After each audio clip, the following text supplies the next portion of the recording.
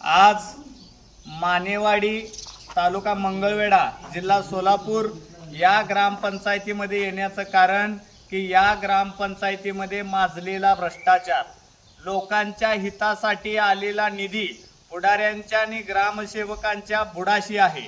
त्यामुळं विकासाच्या दृष्टिकोनातनं ही ग्रामपंचायत तालुक्यातली एक नंबरची भ्रष्टाचारी ग्रामपंचायत सावध झालेली आहे। याचं समक्ष उदाहरण म्हणजे हे गावकरी बोलतील, या संविधानाचा सगळ्यांना विसर पडलेला आहे। या संविधान लक्षात आणून देण्यासाठी आणि या चापकाचे जोडे जे काय आसूड आहे त्यांना या भ्रष्टाचाऱ्यांच्या बुडाशी लावण्यासाठी या ठिकाणी मित्रांनो आलेला आहे। इथं हे गावकरी आता बोलतील, त्यानंतर त्यांच्या ज्या काही समस्या आहेत त्या आपल्या समोर आणल्या जातील। प्रामुख्यानं आमची जी मागणी आहे, जो 15व्या वित्त आयोगातनं जो पैसा आलेला आहे याचं डिजिटलायझेशन ग्रामपंचायतीच्या बाहेर झालं पाहिजे। शेतकऱ्यांना बियाणं असेल, आवता असतील, अनेक दृष्टिकोनातनं जे महिलांच्यासाठी, विधवांच्यासाठी, अपंगांच्यासाठी, अपंगांना सायकली असतील, मोटरसायकली असतील, याचं जे नियोजन आहे, त्याचबरोबर नागपंथी समाज आहे, मराठा समाज आहे, धनगर समाज आहे, वंचित समाज आहे, यांच्यासाठी कम्प्युटर असतील, त्याचबरोबर अनेक अवजारे असतील, याचं डिजिटलायझेशन ग्रामपंचायतीच्या बाहेर झालं पाहिजे। माझा 4 दिवसाचा अल्टिमेटम आहे। 100% या 4 दिवसानंतर या ग्रामपंचायतीचे पाळमुळे 100% शोधून काढली जातील आणि दोषींच्यावर कारवाई 100% केली जाईल। ग्रामसेवकाला जनतेच्या विकासाची गद्दारी करू दिली जाणार नाही। अजिबात 15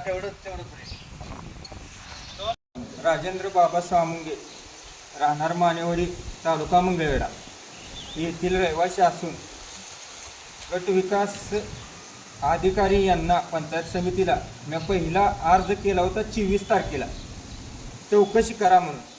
त्याच्यानंतर 1 तारखेच्या उपोषणाचा उल्लेख केला होता अर्जात।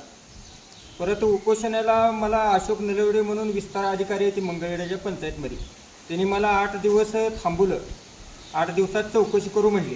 त्याच्यानंतर शिवसाहेबाकडे 8 तारखेला सोलापूरला 8 मेला मी अर्ज केला दुसरा। त्याच्यानंतर आता 20 दिवस झाले पंचायतला चौकशी करा म्हणून, पंचायत समितीला चौकशी करा म्हणून नोटीस आले, तरी पण इकडे कोणच अधिकारी फिरकायला तयार नाही चौकशीसाठी। टाळाटाळ करते ती पंचायतमध्ये जाऊन चौकशी केल्यानंतर। कशा कुठला बोगस बिल काढली, ती व्यक्तीच्या नावावर बिल काढली, ठेकेदाराच्या नावावर। कुठल्या कामात? रस्ता सगळी 5 वर्षाची कामं झाली ती। त्या कामाची ई टेंडर निघाले होते का? ई टेंडर झालेत का कामाचे? ही जी काम आहे ती बघा, मेटसर वस्ती ते बाथरूम मी तुम्हाला दाखवतो वरती, चला म्हणजे टाकी बंद आहे आणि पूर्ण गटारे असं पाणी रस्त्यावर येते। चला आपण काय प्रश्न सांगा तुम्हाला? आता काय प्रश्न आहे बाबा, आता आमचं घर असलं आहे, जमीन नाही, जागा नाही, घरी परिस्थिती आहे। घरकुल मिळालं का? किती वर्ष राहताय का मुशीत? किती वर्ष चाल राहताय?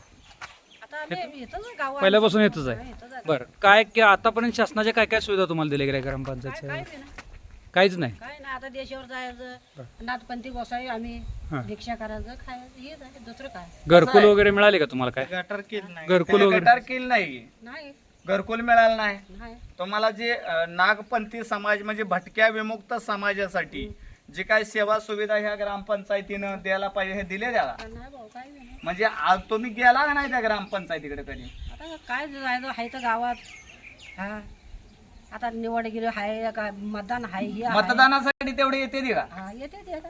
फोन करते दे का? तुम्ही त्यांच्याकडे काय मागण्या केल्या होत्या का? मावशी, तुम्ही काय मागण्या केलेल्या होत्यात का ग्रामपंचायतला कधी आल्यानंतर? कधी घरकुल वगैरे असं? घरकुलासाठी मागणी केली बाबा, मध्ये तर काय मुला जरा ऍक्सिडेंट झालं, हे झालं नातूच म्हणून ती बी राहतं झालं, अजून आलं नाही, काय नाही त्या घरचं जसं घरासाठी। ठीक, ओके.